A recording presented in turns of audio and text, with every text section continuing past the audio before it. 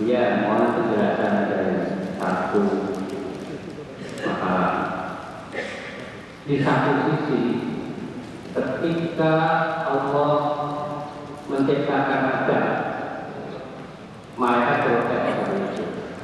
Nah ini kan Allah menjelaskan Adam itu yang akan mengurus dunia. Di lain sisi, Allah menawarkan kepada makhluknya siapa yang mau mengurus dunia. Nah ini mohon penjelasan bagaimana ada dua sisi yang mungkin ada berbeda. Terima kasih. Baik, langsung dijawab. Di ini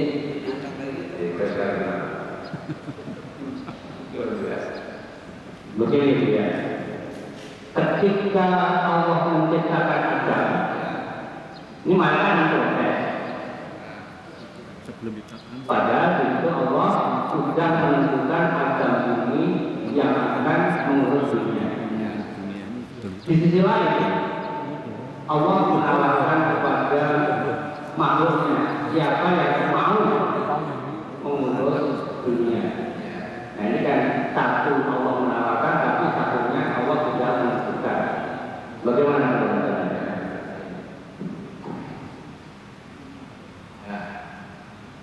Nah, itu yang menunjukkan investasi. Jadi Allah Subhanahu wa taala sebenarnya mengajarkan kepada kita sebagai umat, sebagai hamba. Apapun yang terjadi sebenarnya sudah ada Allah. Allah memang menciptakan Adam untuk mengurus dunia. Tapi kan urusan dunia kan yang dipikirkan ke Adam. Ya. Tapi bukan belum amanah kan? Ini beda Pak, ngurus dunia dengan amanah yang dimaksudkan ayat ini amanah dan amanah. Ya. Kalau urusan dunia ini tugas Adam, betul. Ya. Sebab ditugaskan sebagai binatang pun dia tidak punya pikiran seperti manusia. Ditugaskan kepada jin, mereka malu untuk tampil secara zahir sebab beda dengan manusia. Manusia lebih mulia. Kenapa sebenarnya ini Pak? Karena manusia ini turunan zahirnya ada. Kalau jin itu bayang-bayang ada. Jadi makanya tidak heran kalau sama bentuknya manusia dan jin ada yang sama. Cuma yang namanya bayang-bayang yang berfoto bayang-bayang. Nah mereka hidup di alam bayang, nggak bisa masuk dunia. Yang bisa masuk dunia kan manusia. Karena manusia inilah yang hidup dalam kelengkapan.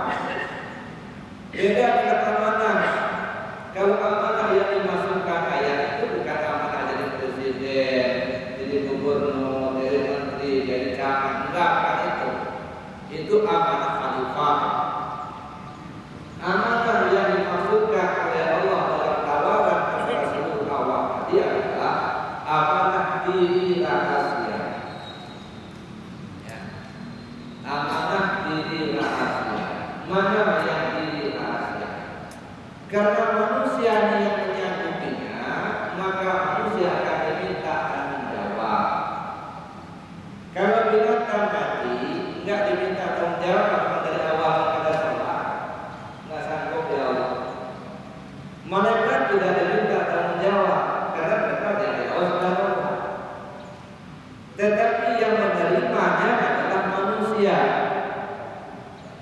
Manusia itu ada, diciptakan Allah ada. Ini kan sebelum Adam terjadi, sebelum Adam jadi masih arwah semua. Masih dalam Nur Muhammad. Setelah diciptakan Nur Muhammad, lalu kemudian ada yang disebut dengan Nur Muhammad. Dari Nur Muhammad terciptanya semua arwah. Kemudian, nah kita masih dalam genggaman Nur Muhammad. Semua arwah yang ada jauh sebelum kejadiannya ada kejadiannya. Ya. Nah lalu setelah manusia yang menerima, lalu diciptakanlah ada, ya, ada.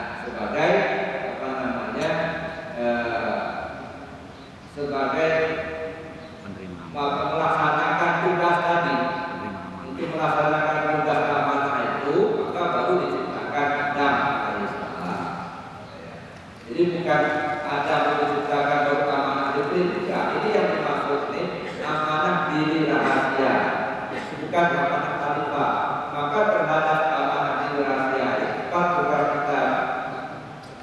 Yang pertama wajib mengenalnya, yang kedua wajib menjaganya, yang ketiga wajib memujinya, dan yang keempat wajib mengembalikannya.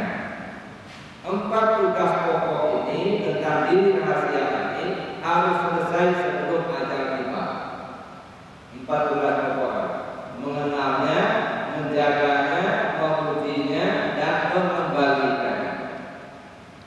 Kalau empat tugas pokok tidak selesai sampai ajal tiba, ini jadi masalah. Ini akan ditanya.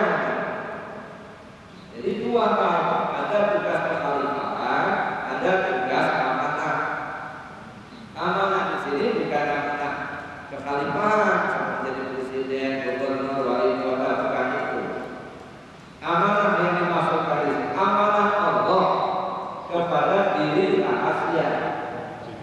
Titipan tadi. Kalau khalifah itu kan itu misalnya pekerjaan. Nah, yang mana ini yang saya maksudkan? Inna amanah itu salah. Ya. Itu makanya jauh sebelum ada pencipta. Jadi penciptaan Adam itu sebagai kelanjutan daripada pengakuan roh manusia dulu. Setelah manusia menyangkutinya sebagai kelanjutan, maka setelah ada. Jadi tidak bertentangan dengan kelanjutan. Itu Pak. Ya. Silakan. Assalamualaikum warahmatullahi wabarakatuh. Waalaikumsalam. Pertanyaan saya adalah kalau ada simpang dari salafik, saya akan menanyakan masalah sholat sunat fardu. Karena saya baca-baca pada suatu pada komen pada beneran saya cepat. Jadi bikinnya pelaksanaan sunat fardu itu kira-kira mulai dari jam 4 lewat sudah bisa dilaksanakan, atau ada yang mengatakan juga setelah azan yang penting sebelum sholat subuh itu bisa dilaksanakan. Demikian pertanyaan saya. Maksudnya itu yang kalau saya menjawabnya nanti bertahan pula kata dia nanti malah lebih kerok. Saya katakan begini, yang begininya katakan begitu. Akhirnya Ustaz, Pak Ustaz ya dulu nanti silakan tanyakan sama guru yang lain. Baik, ini dari Ibu. Silakan.